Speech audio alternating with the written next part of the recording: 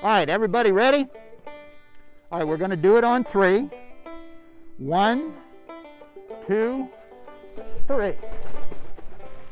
Well, we're really here to celebrate a successful recovery of a bald eagle, a young chick that was seriously injured and really put at risk of dying when its nest tree was blown down in a localized tornado. Fortunately, a local wildlife rescue group literally spent the night looking for this bird, found it early in the morning, and made arrangements to have it transferred to the Wildlife Center of Virginia.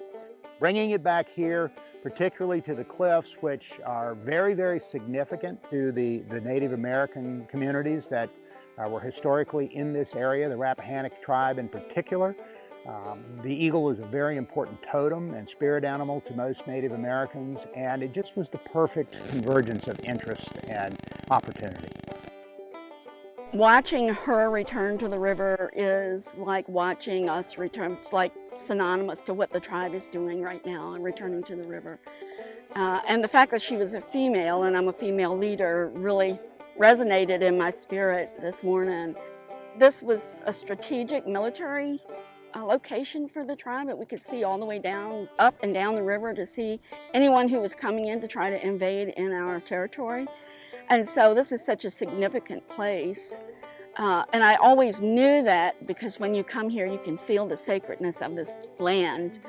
And Dr. Julie King and her team from St. Mary's College, Maryland, have been here a couple of years working, and they've found crystals along the edges of the river, and we know that that was used for religious practices and in ceremonies. So the fact that we feel the sacredness of it is just verified that this was a place that was sacred to the tribe. The habitat here is perfect. The cliffs here overlooking the river, ideal eagle habitat.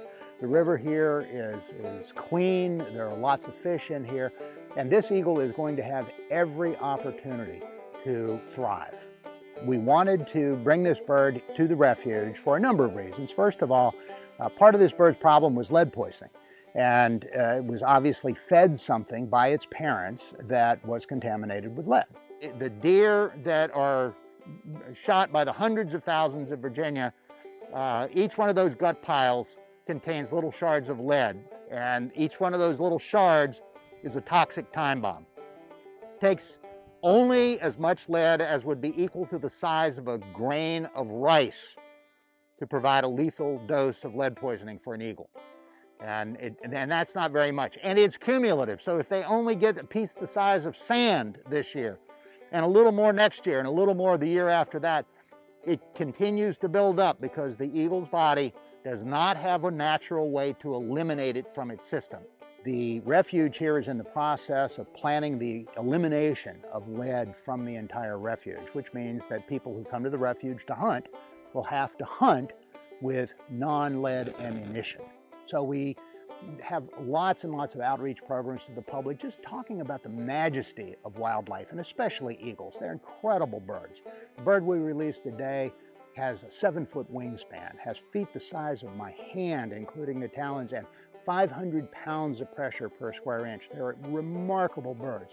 We want people to know that and really understand that the bald eagle represents more than just the bronze statue on the top of the flagpole. 1, 2, 3.